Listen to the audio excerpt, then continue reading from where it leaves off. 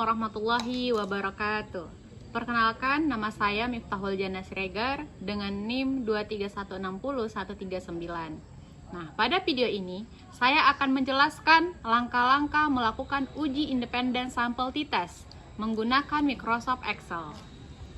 Nah, adapun judul penelitian yang saya gunakan adalah perbedaan disiplin belajar siswa MI antara pembelajaran berbasis proyek dan pembelajaran konvensional.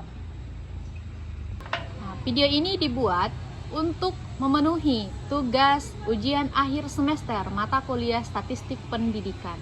Nah, pada penelitian ini saya menggunakan uji independen sampel t-test, yang dimana tujuan dari uji T ini adalah untuk mengetahui apakah terdapat perbedaan rata-rata disiplin belajar siswa antara dua kelompok pembelajaran yang berbeda, yaitu pembelajaran berbasis proyek dan pembelajaran konvensional. Variabel yang dibandingkan dalam penelitian ini adalah disiplin belajar siswa. Nah, variabel ini diukur melalui skor atau nilai yang diperoleh masing-masing siswa setelah mengikuti proses pembelajaran. Nilai yang digunakan itu berupa data kuantitatif sehingga dapat dianalisis menggunakan uji statistik parametrik. Data dalam penelitian ini terdiri dari dua kelompok yang saling independen atau tidak berpasangan. Yang dimana kelompok pertama itu merupakan siswa yang belajar menggunakan pembelajaran berbasis proyek. Sedangkan kelompok kedua itu merupakan siswa yang belajar menggunakan pembelajaran konvensional. Nah, masing-masing kelompok itu terdiri dari 27 data.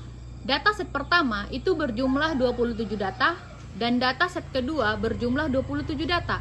Sehingga data yang dianalisis adalah berjumlah 54 data. Karena data berasal dari dua kelompok yang berbeda dan tidak saling berhubungan, maka uji statistik yang tepat digunakan adalah uji independen sampel t-test. Selanjutnya, saya akan memasukkan data penelitian ke dalam Microsoft Excel. Pertama, saya membuka aplikasi Microsoft Excel dan membuat lembar baru.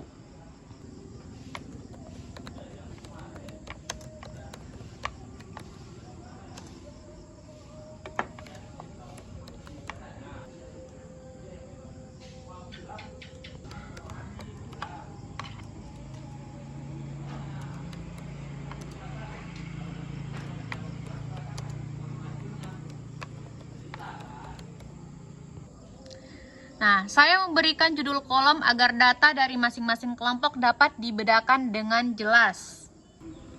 Nah, selanjutnya di sini saya sudah memasukkan data set 1 yang terdiri dari 27 data, yaitu data disiplin belajar siswa pada kelompok pembelajaran berbasis proyek. Kemudian, saya juga sudah memasukkan data dan kemudian saya juga sudah memasukkan data set kedua yang terdiri dari 27 data, yaitu data disiplin belajar siswa pada kelompok pembelajaran konvensional. Nah, sebelum dilakukan analisis, kita harus memastikan dulu bahwa jumlah data pada kedua kelompok sudah sama, tidak ada data kosong dan semua data berbentuk angka.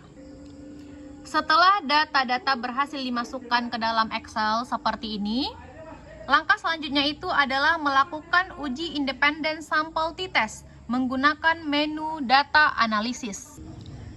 Nah, sebelum melakukan uji statistik, kita harus memastikan dulu bahwa menu data analisis sudah aktif dengan mengaktifkan analisis toolpath. Nah, kita masuk ke data dan kita lihat apakah sudah ada data analisisnya. Biasanya kalau data analisis itu sudah aktif, biasanya di ujung itu sudah ada data analisis tertera di sini. Nah, untuk mengaktifkan data analisisnya itu, kita harus mengaktifkan analisis toolpath-nya dengan masuk ke klik file,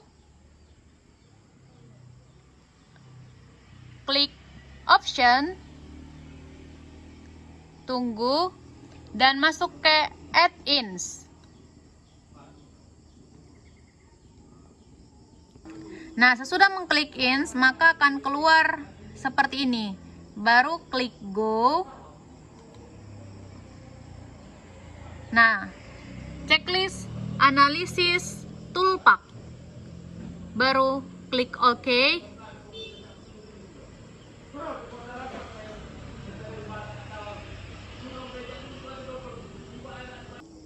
Nah, setelah kita mengaktifkan data analisis tadi, maka akan muncul data analisis seperti ini di samping. Klik data analisis, maka akan keluar seperti ini. Nah, setelah kita mengklik, maka akan muncul seperti ini. Karena data berasal dari dua kelompok yang saling independen, maka uji statistik yang digunakan adalah uji independen sampel t-test dengan asumsi varians yang sama. Maka kita cari t-test sampel asumsi equal variance. Klik OK. Pada bagian variabel one range ini variabel one range, kita memasukkan data set 1. Data set satunya itu tadi adalah pembelajaran berbasis project. Nah, kita blok dari B2 ini sampai data ke 27. Nah, di sini 28 karena kita mulainya itu sampai mengakhirinya itu sampai angka 28, nomor 28.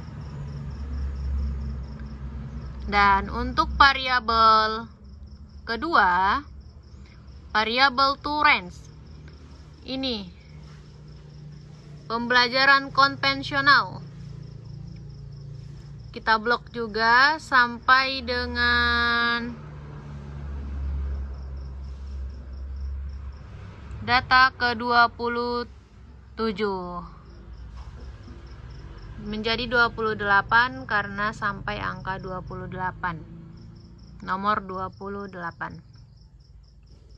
Oke, selanjutnya ini kita klik label.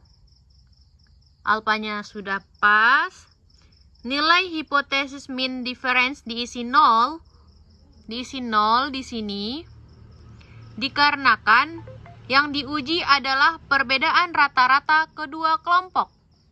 Kedua kelompok ini, perbedaan rata-rata kedua kelompok. Taraf signifikansi ini, alfanya ini, taraf signifikansi yang digunakan adalah 0,05. Dan di sini output range-nya, hasil dari ini nanti kita buat tadi sudah C, berarti kita buat di E aja biar ada jaraknya. Buat E1. Baru klik OK. Nah, setelah kan sudah muncul hasilnya, berdasarkan output uji independen sampel t-test, ini diperoleh nilai rata-rata atau min untuk kelompok pembelajaran berbasis project,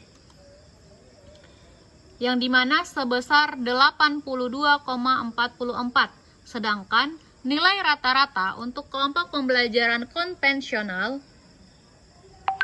yaitu sebesar 77,15 jika dibulatkan.